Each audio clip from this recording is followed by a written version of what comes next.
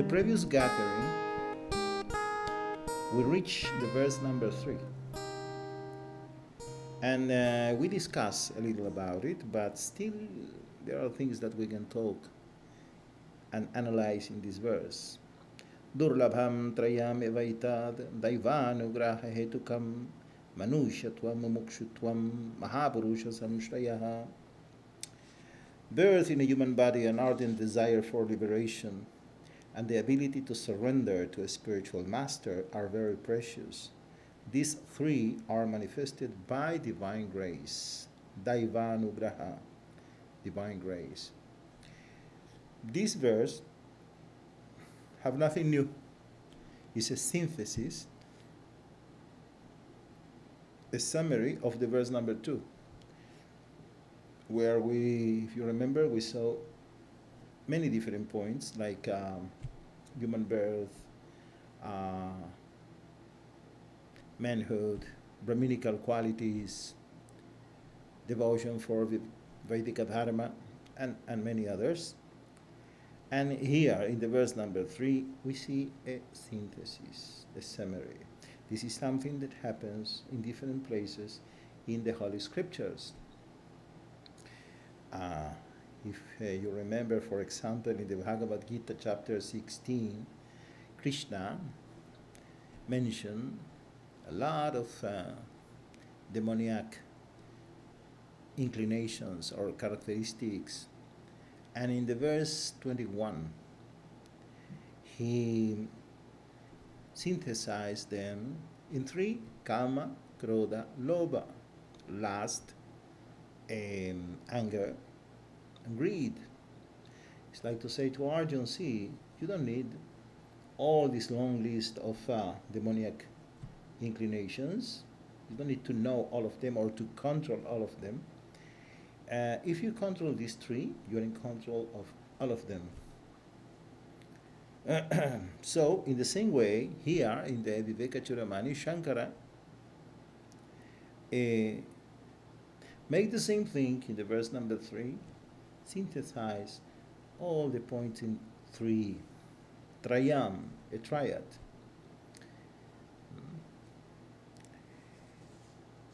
We can say that these 3 are the most essential, basic requirements, requisites for enlightenment, for liberation.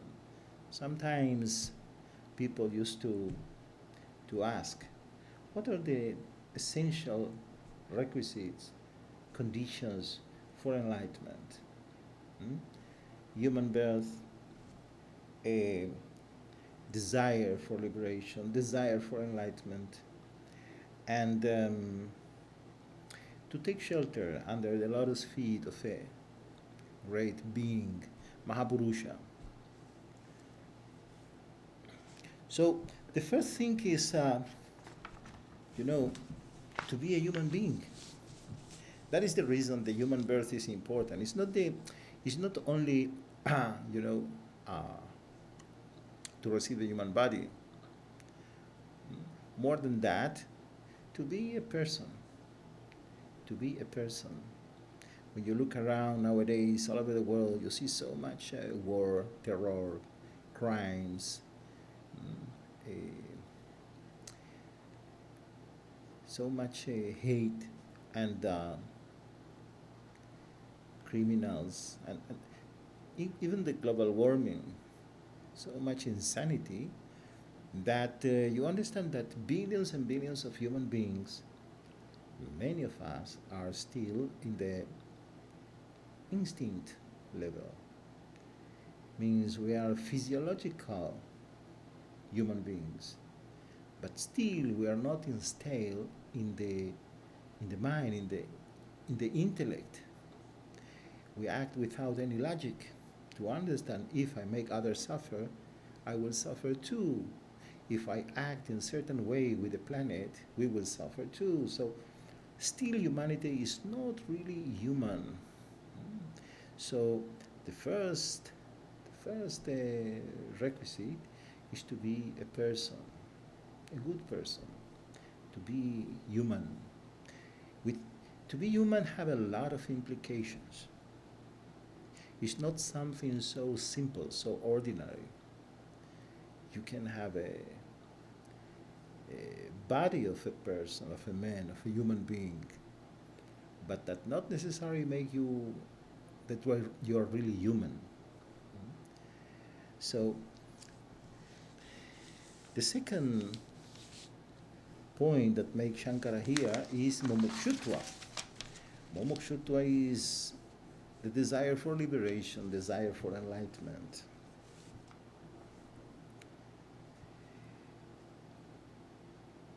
When we talk about mumukshutva, or desire for liberation, we talk about something that arises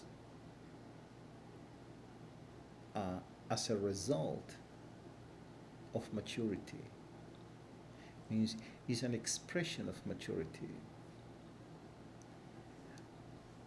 We told that in a child, for example, you can talk with him about sex, but the child don't feel attraction to talk about it, because sexual desire still is not awake in him. Only when you reach certain age, certain maturity, spontaneously, natural, certain attraction for sex can be awake in you.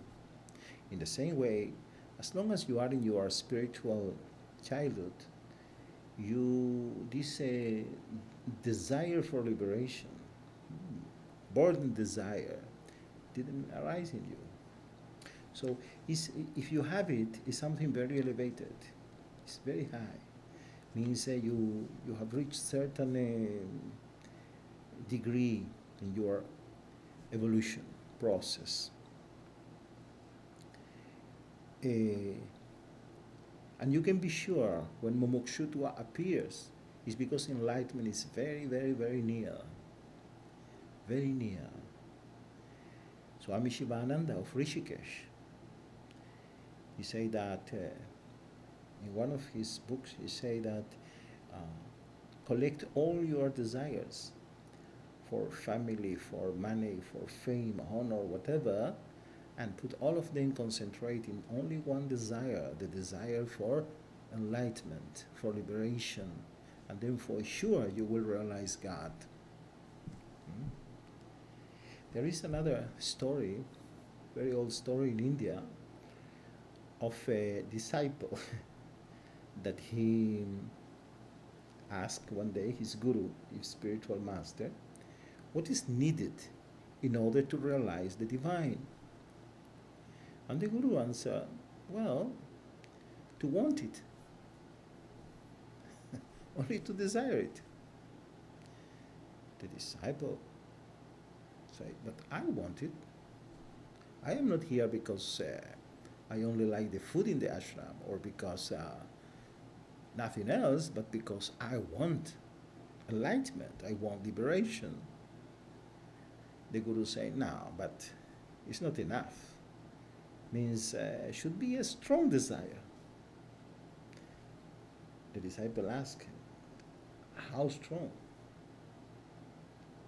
So the guru say, you see, if you accompany me to the river where I do my holy bath in the morning, I can show you. So the disciple went with the guru to the river, and when they was there, the guru, the master, submerged the head of the disciple underwater forcefully,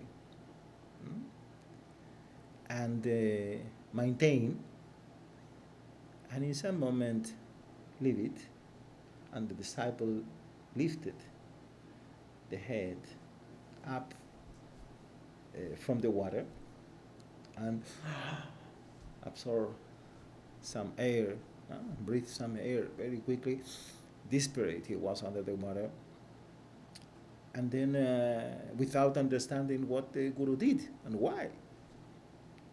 And the guru said, it's okay, that was my answer. Because he said, when you was under the water, what you wanted? You wanted the fame? No, said the disciple, I How? You wanted money? Knowledge? No. You miss your family? No. You wanted friends? You wanted food? No. So you see, so you have some desire when you was underwater? You say, only one. I wanted only air, oxygen. I wanted to breathe, nothing else. So the master say, the day you will want like this, the divine, you will realize it. And that is so exact. It's exactly. Because mumukshutva is that. It's only one desire. But now is the question. Brahman or liberation is not an object. How can you desire it? Every desire comes out of the mind. Every desire is directed to the future. Every desire, yeah. When you desire something, you look at the future. Every desire is goal-oriented. So Brahman is everywhere. It's not an object. Cannot be achieved in the future. Well, mumukshutva is a desire, but very different from any other desire. Mumukshutva is a desire that is not for an object. It's a desire that is not goal-oriented. When mumukshutva arises in your heart, it's not your desire. That is the reason that is divine grace. It's the desire of life for you. It's the desire of Brahman for you that expresses itself in the heart. So this is different desire. Is only pure desire. It's like a purification of all the desires, sublimation of all the desires. If you will be able not to fight against the desires, but you will be able through sadhana, japa, puja, meditation, hatha yoga, pranayama, to make a sublimation of all your small desires, to purify them. Only one desire will arise, desire for liberation, no? Without objects, a desire not goal-oriented. And in that desire there is the realization of that desire. He brings with him the realization of the desire. Well, and the next is Mahapurusha Samshraya. That is to take shelter under the lotus feet of a Mahapurusha, a great being. Is more than that even. Is to be able to have the capability to become a disciple. And that is a big thing too. It's not something ordinary, not something easy. In India, many times there is this sentence that say that when the disciple is ready, the guru appears. You have no control about the appearance of the guru. The guru appears whenever existence wants or life wants. But where you can do something is about the preparation of the disciple in you. The preparation of all these qualities, humbleness, trust, the capability to trust, to surrender, and all that. So through sadhana we are busy to prepare the disciple, prepare ourselves in order to be able to accept the guidance of a Mahapurusha, a guru, a master. But as Mahapurusha is a great being, in which sense is great? Of course, we don't talk about the physical size of the person, no? The person 2 meter 90. We talk about a big heart, a big heart. This is very important. A person for whom it's important to work for others. This is important. that a person that can see your problems and your suffering like he's suffering, your misery, your solitude like his solitude and misery, that you can take shelter, you can feel accepted, you can feel understood. This is important. And a Mahapurusha is somebody who feel that he don't have groups, he don't have a side. All humanity is his family. Vasudhaiva Kutumbakam. All the world is my family. This is the attitude of the Mahapurusha. We have these beautiful verses that I bring in the Maha Upanishad, chapter 6, verse 72. Ayam bandhurayam niti gananala guchatasam udara charitanam tu vasudhaiva kutumbakam. Only small men discriminate, saying one is a relative, the other is a stranger. For those who live magnanimously, the entire world constitutes but a family. Magnanimously. This is Mahapurusha, someone who lives magnanimously. Only a Mahapurusha is able to accept disciples. And the Hitopadesha, the same concept, in a very beautiful verse in the 1.371, Ayam nijaha paroveti gananalagu chatasam udara charitanam tu vasudhaiva kutumbakam. This is my own relative and that is a stranger, is the calculation of the narrow-minded. For the magnanimous hearts, however, the entire earth is but one family. Mahapurusha, a big being, a big heart. You know, masters, big masters, enlightened beings who was in the planet, they was not Mahapurushas or big beings because they know a lot, or because they went to many retreats and they have many techniques, or because they have many methods, or because they wrote many books, or because they are erudite scholars. No, only one reason, because they loved more than others. The love, this is the Mahapurusha. And that is the main characteristic of the Guru. Real love, real interest for others. And in this verse, we talk about, capability to become a disciple, Mahapurusha, to accept a great being. But we have to understand that these things are both not ordinary at all, very rare, very rare.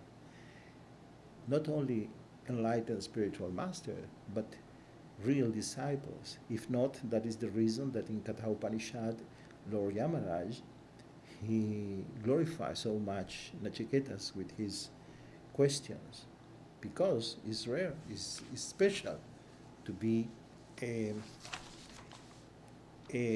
disciple. So we go on to the verse number 4.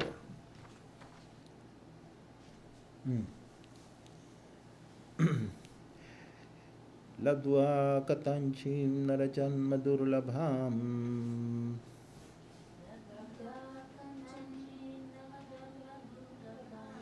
tatra pipumstvam śrutipāradarshanam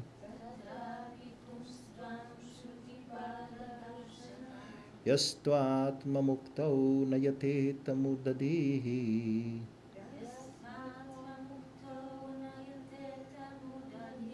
sahyatmahaswam vinihantya satgrahat.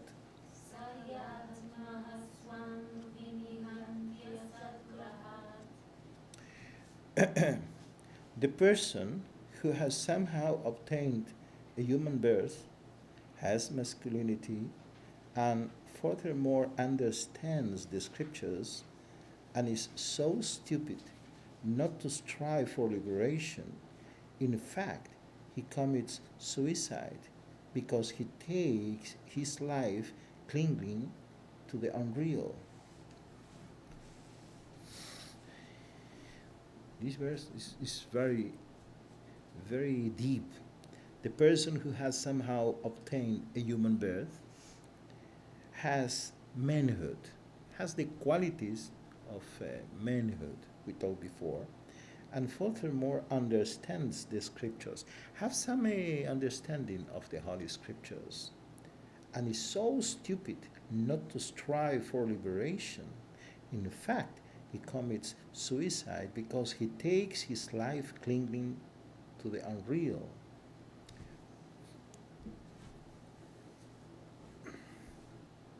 Asad-grahat, asad, held tied by ignorance or unreality.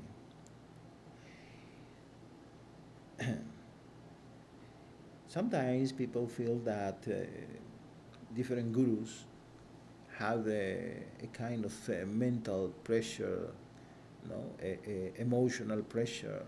But here we see how the scriptures and how big masters like Adi Shankara expose the truth in a very strong and powerful way. In other words, you say that if you have certain knowledge of the scriptures and you have a human birth, that is difficult to obtain, durlabhan, and you don't make efforts, is a mudha dhehi, one whose intelligence is deluded, foolish, stupid.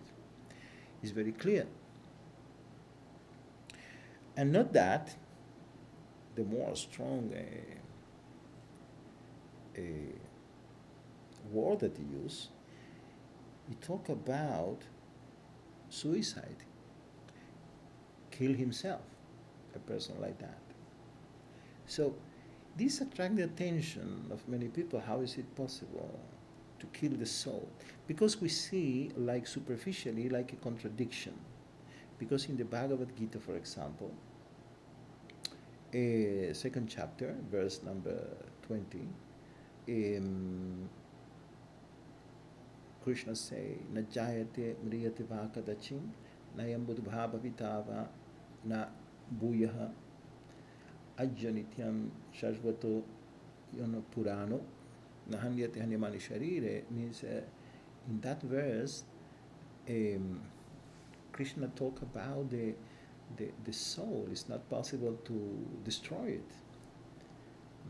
We have to in the Katha Upanishad 1-18 is very near the verse. Najayate mriyate vapi paschin. Like that goes the verse. Same thing. So all these, how can, is like in conflict with, for example, the verse 3 of the Ishavasya Upanishad, Asurya namati loka andhina tamasa vritaha tamste pratyabhigachanti, where they say that the demon, the person who lives, not according to the Dharma and the scriptures, is a killer of the soul. So, and here the same thing. How can you be a killer of the soul? How can you commit spiritual suicide if najayate mriyate vakadachin, is if the soul cannot be destroyed? So the explanation for that is that what is to die? A person who is totally dead. Physically, when somebody dies, of course, after he died, nobody will invite him to a party. No political party will inscribe in his list. Means for the political parties, it doesn't matter. Nobody will call him to the army, and nobody will worry about if this person will become married or not, or because he's dead, not anymore. That is the way we relate to somebody who is dead. And killer of the soul is somebody who lives like he is no soul, like he is dead from the spiritual point of view, that only pay attention to the superficial needs, to his bodily life. Like in the level of the soul, he died. That is somebody like commit suicide. And Well, the other one is that that is he is stupid. It's interesting because you think you can come to the. This is clear here that the guru is not a psychologist. You cannot come to the guru and say, Guruji, what do you think? I cannot. I don't. I try my best, but where is the problem? Where is the? Say if you can, after knowing the scriptures, or study the scriptures, after all this, you are stupid. You are stupid. And what is the reason? Asad grahat, asad unreality. You are catched by asad, by the unreality, and this is the problem. So we go to the verse number 5. Itaha konvasti mudatma yastu swarte pramadyati durlabham manusham deham prapya tatrapi paurusham.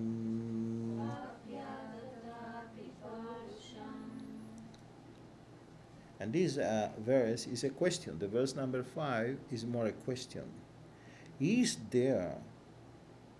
a greater fool than one who, after obtaining the rare opportunity of a human birth, along with manhood, does not strive to realize his own highest good? This is a very strong question, powerful question. If there is a great fool somewhere than one who, after obtaining the rare opportunity of human birth, is a person, along with manhood, he have the qualities, does not strive to realize by his own highest good, his own benefit.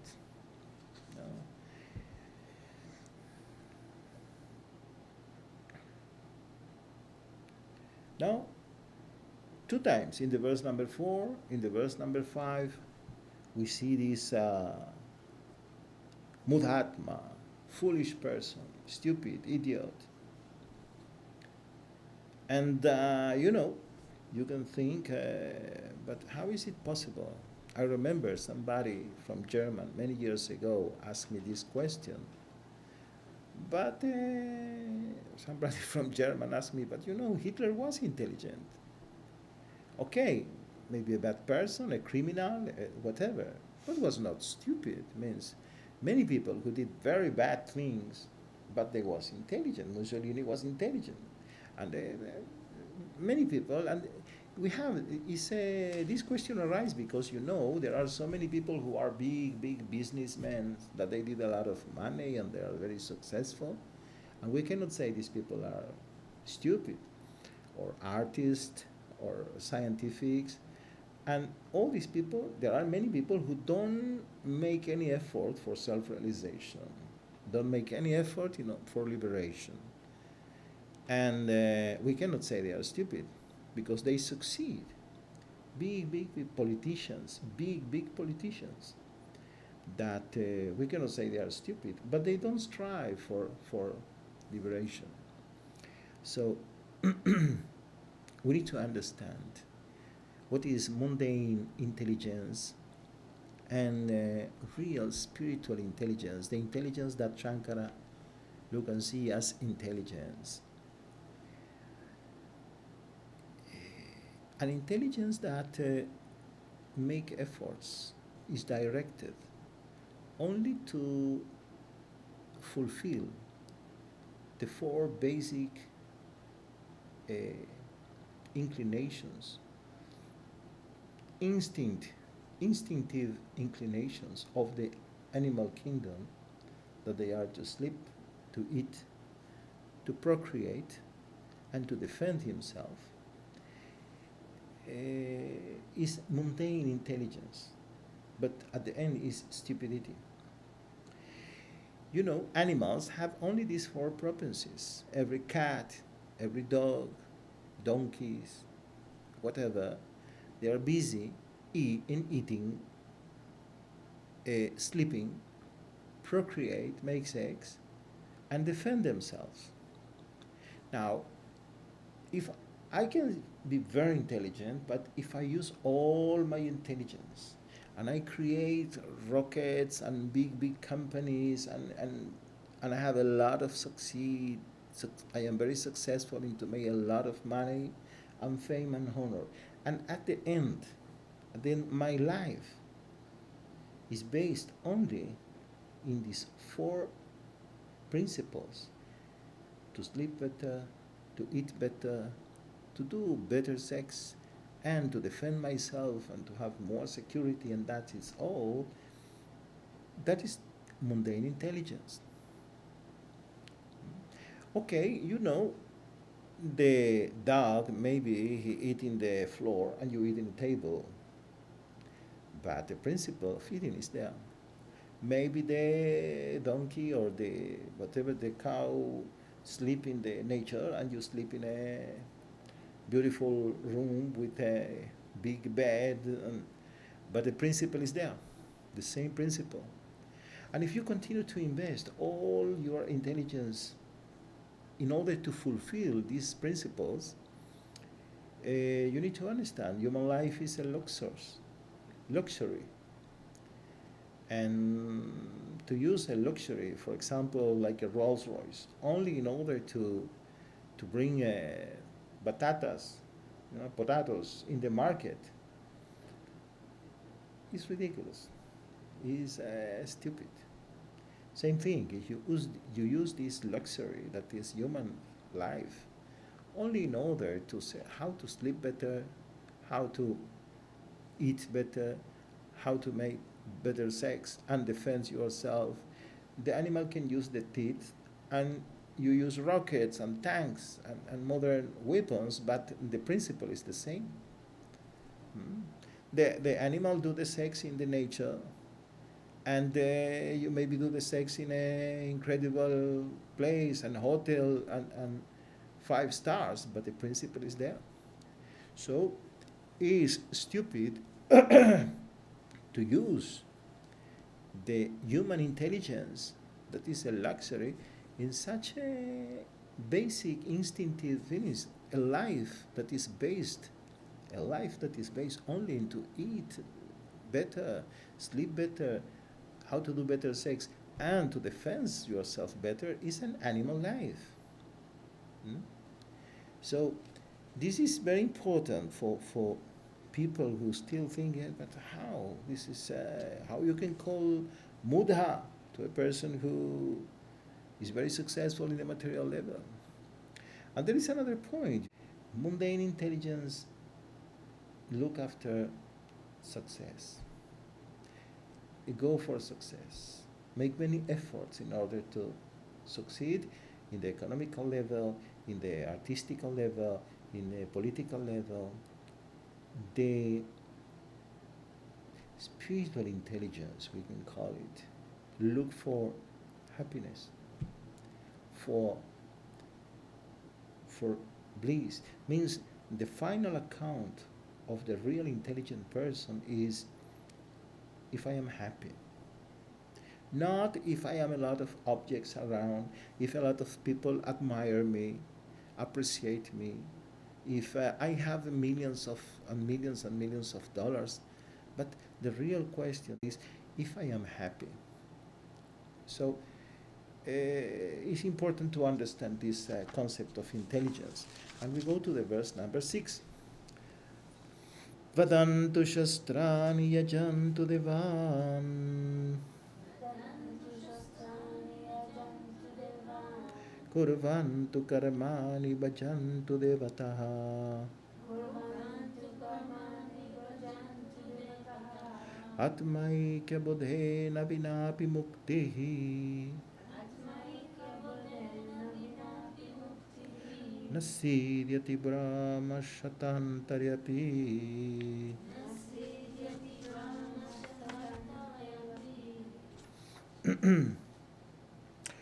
Let the scholars quote the scriptures. Let the gods be invoked through sacrifices. Let them perform rites. Let them worship various deities. However, without the experience of identifying with the self, liberation will not be possible for a person, not even in a life of 100 Brahmas together. Let the scholars quote the scriptures, let the gods be invoked through sacrifices, let them perform rites, let them worship various deities. However, without the experience of or the realization of your real nature, of what you really are, liberation will not be possible for a person, for individual, even after 100 Brahmas, lives of Brahmas together. And that is a long time. Well, this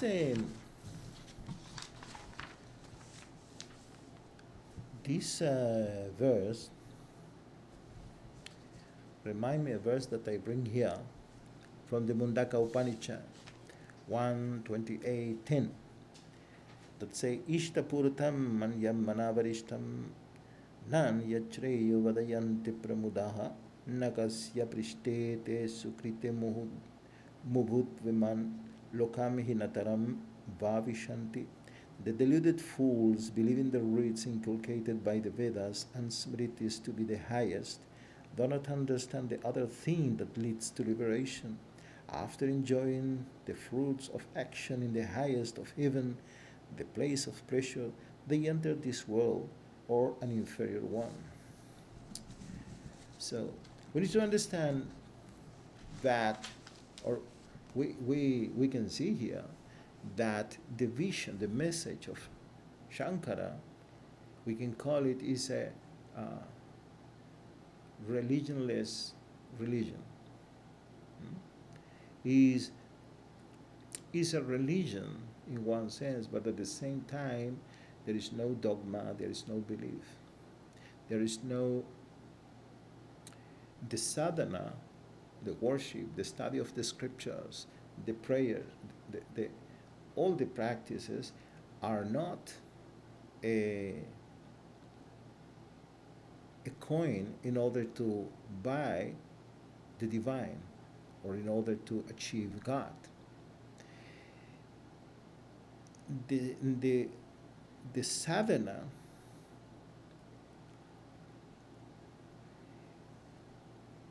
have a different value. For many people, they look in religion to the practices as something that if they do, as a result, they will experience the divine. Like God can be the result of some action or some rites, prayers, method, techniques. That is, many people ask, for example, what is good meditation? There are many people who talk about meditation and they say meditation is good for relaxation, meditation is good for peace in the world. If you meditate, you will receive more, you will develop certain your potential and all that. But meditation have no result. I mean, it's not for something, because God is in the present. Reality is now. And what we want as spiritual seekers is to realize the reality. But to have a meeting with reality, a meeting with truth, a meeting with Brahman or with God can be possible only in the now, in the present. And whatever you do with the idea of receive something through it, directionalize you to the future, to the tomorrow. It can be like any other thing that you do with the desire to obtain something after. So the thing is not relevant. The read, the prayer, nothing, the japa, the meditation, everything become like a medium for some another end in some future. So like that, you can continue to practice and practice and practice thousands and millions of years, and you will never reach. Because everything what you do and your meditation and your prayers are a medium to obtain something else. And that something else live in your imagination, is a projection of your past. So, you understand the point? Is clear for you? Whenever you practice something in order to achieve something else, even this is God, you are directed to the future. And God can never be realized in the future, but only in the present. So, this is impossible. The sadhana, the spiritual practice, is in order to create the proper situation, the right mood, the right environment, in order that something of the beyond can happen, can manifest, can express itself in you. For example, if you want that somebody feels certain, people even who search for a romantica, some attachment, to develop attachment with somebody, that somebody will want to be with you, a coupleship. People go to restaurants in the night, they go to certain places, with these restaurants with candles, with music, with the violin, romantic music. They go to walk to, there are places where used to go people who are in coupleship, Now, there is no insurance that if you go to a restaurant in the night with candles and with music, violin music, Italian music, for sure you will fall in love with other person. Nobody can assure something like that. But these things are important because they create a mood, an entire situation that is the best situation in order like something like that can happen. It's difficult to, for example, to fall in love with somebody if you work with the cows in the middle of the day, in a hot day. It's not the place, or in a bus station in the middle of a very hot day like now in the summer. It's not so good conditions. So the realization of the self needs certain conditions, and that is what the sadhana do. Prepare the conditions, prepare the situation, the best situation, the silence, the internal silence, emotional silence, mental silence. Create the situation. This is the importance of the sadhana.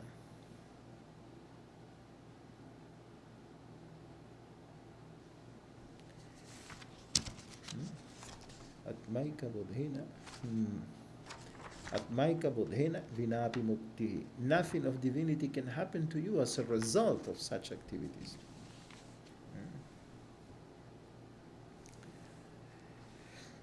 Nothing of the divine can happen as a result of the spiritual practices or religious practices.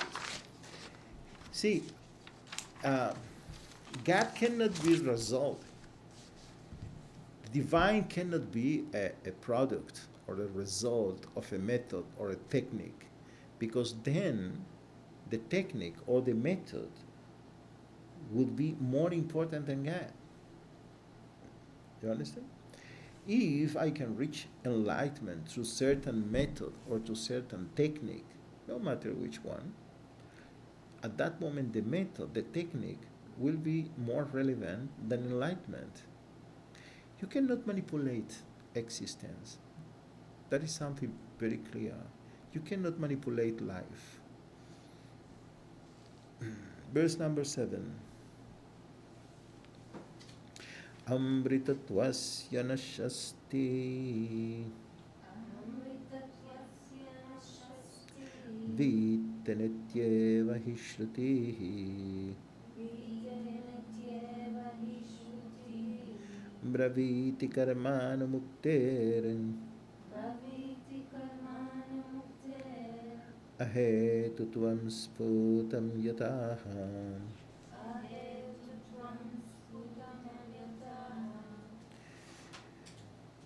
Translation.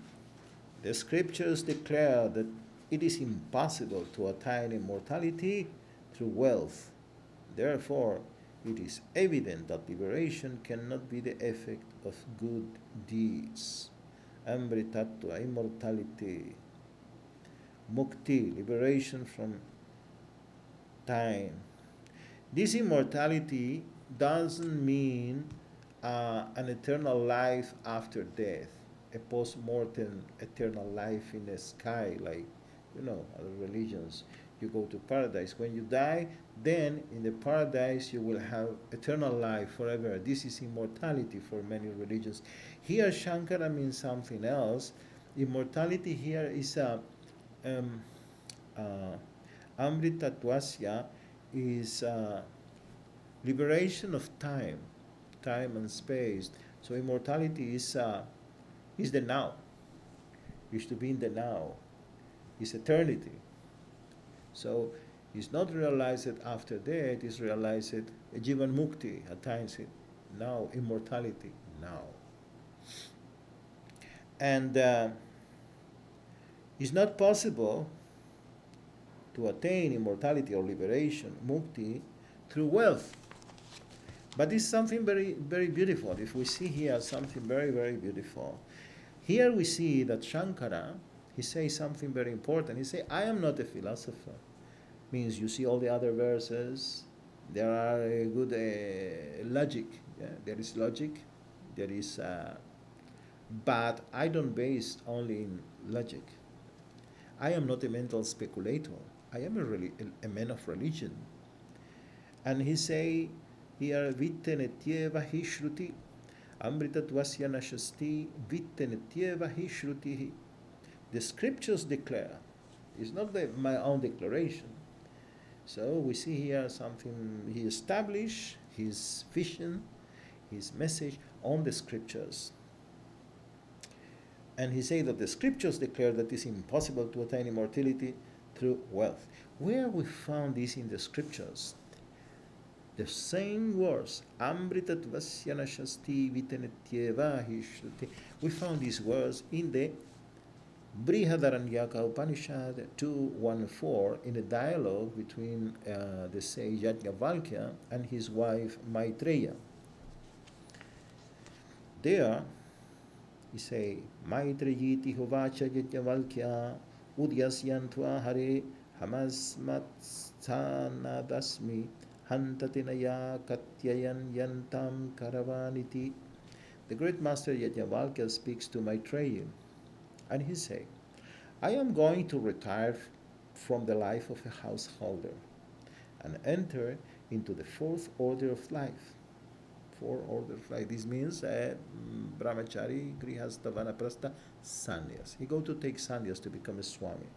And therefore, I am now intending to arrange the division of property between you and Katyayani before taking to the final stage of life, the life of renunciation. You want to divide his property, his money, his whatever he have, between his two wives, Maitreyi and Katyayani, before he takes sannyas.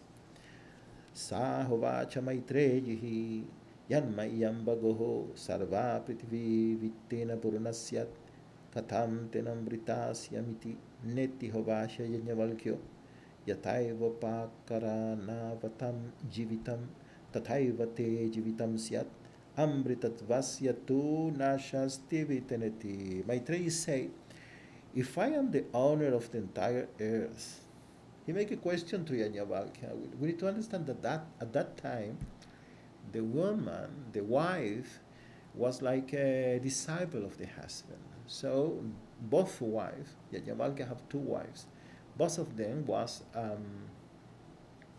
disciples of Yajnavalkya. So she asked her husband, if I am the owner of the entire earth, all the world, the wealth of the whole world is mine, will I be perpetually happy, or will there be some other factor which will intrude upon my happiness in spite of my possession of the values of the entire world? No, replies Yajnavalkya. Your life will be just like the life of rich people. But he say, Amritatvasya tu nashasti vitaneti, but there is no hope of immortality through wealth. So it's from here. Here say Shankara say in the scriptures is here because it's the same words. Amritatvasya tu nashasti vitaneti. Not through wealth. But it's so obvious, no? That how through wealth, possessions, if I have more possessions, more wealth, I can go and attain enlightenment. And a person who is a poor person that have no possessions, no wealth, this is too obvious. Too obvious. See,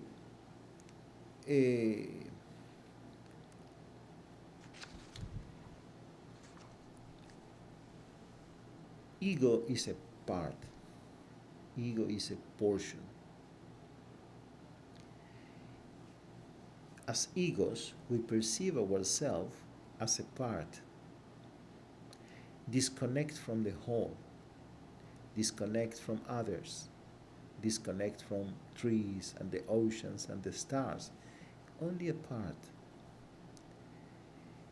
But as egos, we live with a deep feeling, a deep sense of that something is missing. We have a lack of something because the whole is missing, everything is missing.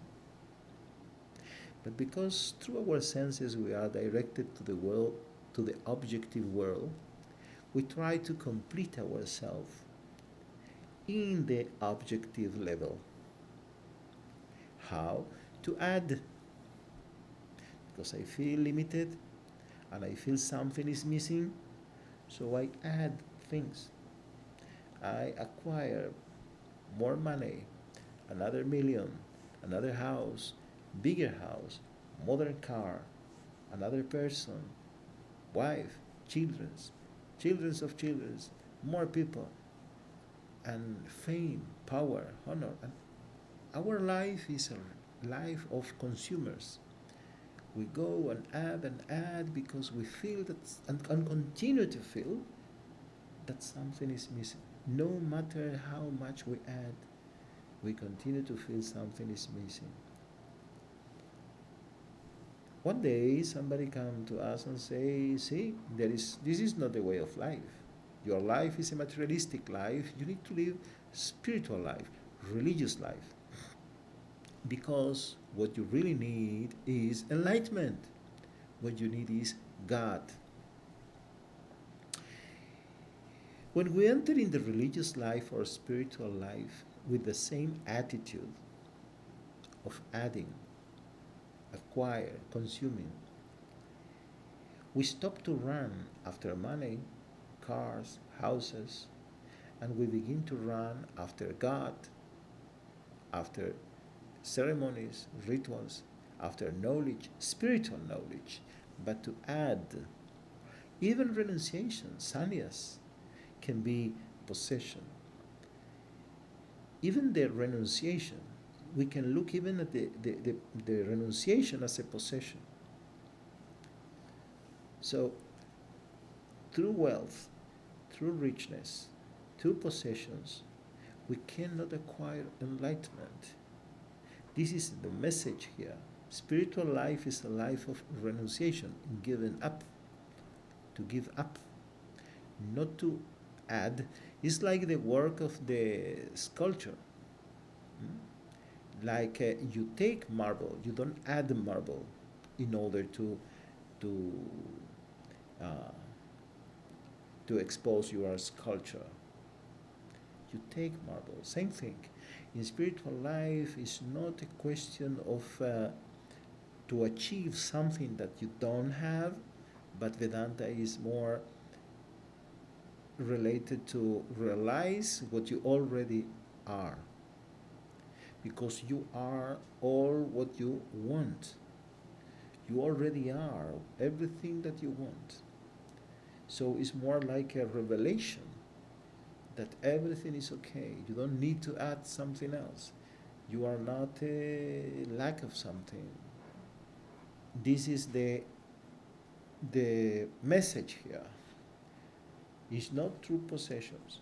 When you go to a retreat, of spiritual retreat, it's not that you will acquire something. The way of spiritual life is a way of purification. It means to clean yourself of something, not to add more things. You have too much. You are in all the levels. You are an accumulation. Ego is an accumulation. Sometimes people think that through, the new method, the new technique, I need some information that I don't have. No, that is not the way. You are an accumulation of information, ideas, opinions. What you need is to be aware about the accumulation, awareness on the accumulation, and to renounce to the accumulation. What you need is silence, to look and see that you already are everything that you want to be, that you are what you search for, you are what you're looking for. The divine is in you as you. So, not through possession. This is not the way. And the next verse reinforces the idea. Verse 8. Ato vimuktyai prayatet vidwan.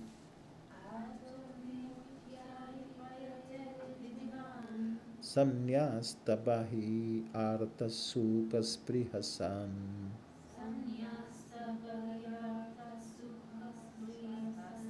Santam mahantam shamupetya deshikam.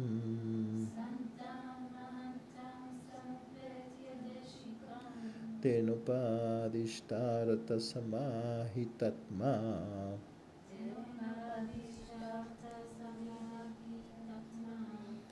Translation. Therefore, the learned aspirant who strives for inner freedom and who has renounced all of his attachments to sensual pleasures must go to a spiritual master and live according to the master's teachings. So the question can be, okay, not through wealth, so how, in which way? And here is what we say before, through samnyasta, renunciation. Through renunciation. Because we see another indication that Yavalkya was in his way to take sannyas, to renounce. And not through wealth, not through accumulation, but through renunciation. And here we see samnyasta bahi arta sukas prihasan. And then arises the question, but renunciation, to the external objects, bahi arta. He mentioned it, but you can renounce when something is yours, to your possession. But there is a difference between a possession and a loan. A possession is something that is yours forever, all the time. A loan is something that you receive and you need to give back. And not when you decide, when you want, when the owner decides. If we see our body, for example, the most basic thing, our body, we receive it in some moment. We didn't decide, never decide, I want to have a body. If you remember yourself, you appear here with a body. And this body is your possession or is a loan. You will need to give it back. And not you decide when. Life, existence will decide. It's not your decision. Seems more like a loan than a possession. And all the things that you have in this life, if your body, everything what is related to the body should be another loan. Things that you receive, like money, objects, people come and go for a while, and you need to give back. So everything is a loan. So how can you renounce to things that are not yours? Seems like to renounce to objects, to people, to places, is like I will renounce to the millions of dollars that belongs to Henry Ford or to a millionaire. How I can renounce? Means, okay, I can renounce, but they are not mine. So this is not a real renunciation. So, cannot be that this samnyasta, this renunciation, is to objects. So, sukha, samnyasta, bahyartha, sukha, not to bahyartha, not to the external objects, but sukha, that is the joy. The joy. But no, you are not asked to renounce to the joy because, you can enjoy the trees, the stars. You don't need to. But sprihasan, what is sprihasan is the attachment to the need of that pleasure, of that joy that you experience with certain objects. That is the problem. When you eat your pizza and you enjoy the pizza, no problems with the pizza, no problems with the joy that you experience with the pizza. The problem is when you need the pizza. And I need pizza. I need pizza. I need the pizza. The cigarette. Oh, cigarette. Because then you become like a beggar. You, please cigarette. Please, Mr. Cigarette, can you come to help me? Please, television. Please, pizza, take me from this state. Please, I need your help. You become a beggar of all the things and you lose your freedom. So that is the first of all. The way is renunciation, but is not renunciation to the objects, but to this slavery. This slavery to repeat the satisfaction is, we want permanent happiness. Permanent happiness.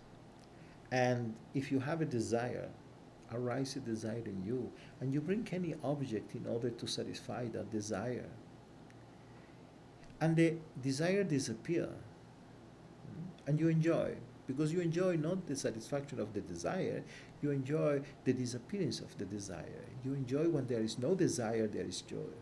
Then you experience joy.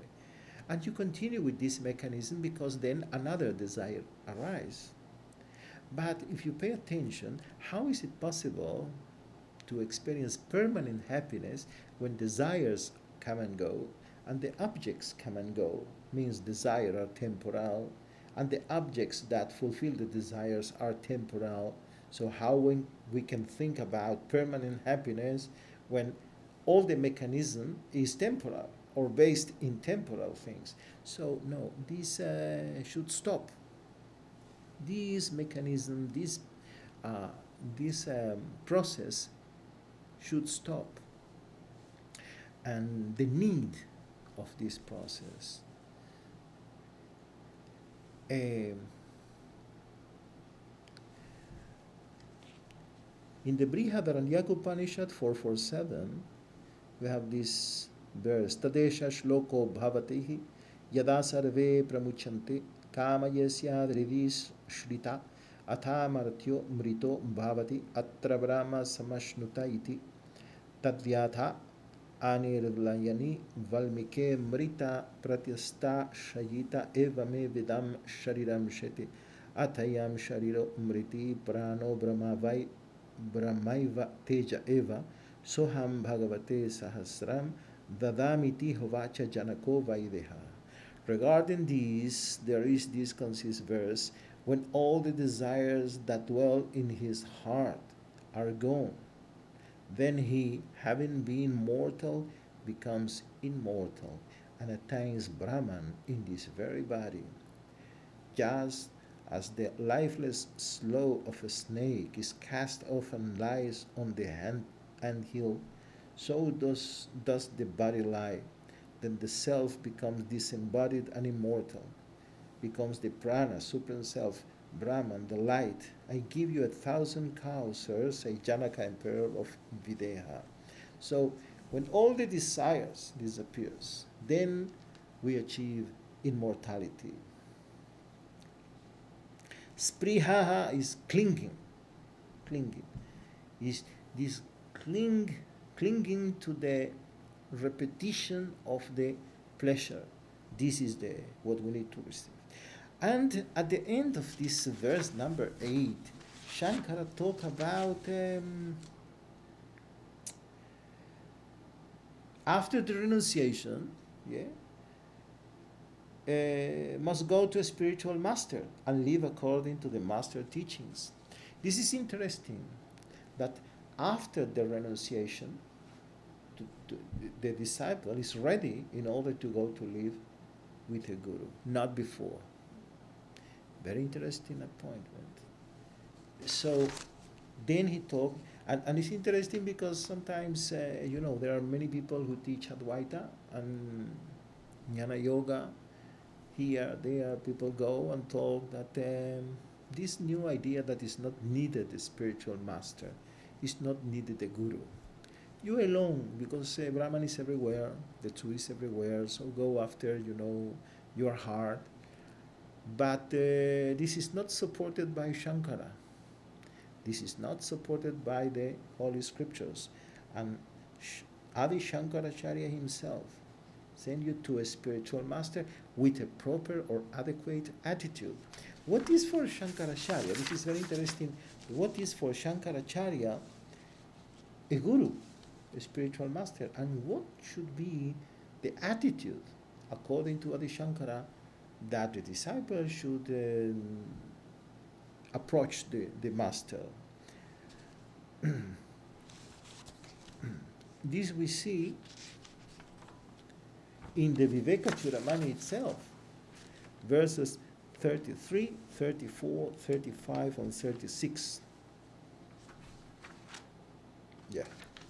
In the same text, in the same book, Vivekachudhamani. 33. Ukta sadhana sampanas tattva jijñāsur atmanaha upasided gurum prajñam yasmad bandha vimokshanam.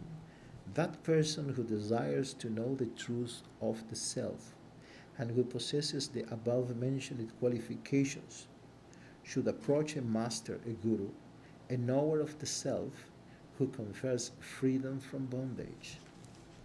Okay? Is a knower of the self. Somebody who should be a realized spiritual master. Somebody who knows the self directly. 34, 35. Shrotriyo vrijino kama hattoyo brahma vitamaha brahmani upparataha shanto nirindhana ivanalaha ahetu kadaya sindur bandur anamattam satam. A master, a guru, is one who is well versed in the scriptures, taintless, desireless, a perfect knower of the absolute, continually established in the absolute, calm like the flame when its fuel is consumed, a boundless ocean of spontaneous compassion for which there is no reason, a friend to all good people who surrender to him. A friend. The disciple cannot be a friend of the guru. The guru is always God for the disciple, but the guru sees himself as a friend. 36. Tam aradhya gurum bhaktya prava prashraya sevanaihi prasannam tam anuprapya prichej nyatavyam atmanaha. Worship that master with devotion. Pay attention. That should be the attitude of the disciple. And when the master is pleased with your humble speech and service, approach and ask for whatever is required to be known. Whatever is required to be known. What is required to be known? You. So, and at the end of this verse, Shankara say that live according to the master teachings. Means not only go to the guru, but you have to live according to his message. Many people go to a guru, receive a mala, receive a spiritual name, and feel, I am a disciple. I receive initiation. But you are really a disciple? That is really a disciple? Shankara put at the end, not only go to a guru, become a disciple, but live according to the teachings of the guru. This is very important. What is to live according to the teachings of the guru? Shravanam mananam nididhyasam. Shravanam is to hear the message of the guru personally from the guru. Books, papers, videos have no Shakti. It's not the same. It's not the presence of the Master. You have to live with the Master and directly from him to receive the message, the teachings. And then Mananam. Mananam is to reflection, to sit and reflect about the words of the Guru, to sit and think about them, think about the message, to try to digest the message. And Nididhyasan is more subtle, is more like to meditate on what that was point, Brahman. So meditate in the absolute, that all that words of that message of the Guru pointed, what they pointed. It's like the message of the Guru is like a finger pointing the moon. Now, Nididhyasan, meditate on the moon, what this message pointed.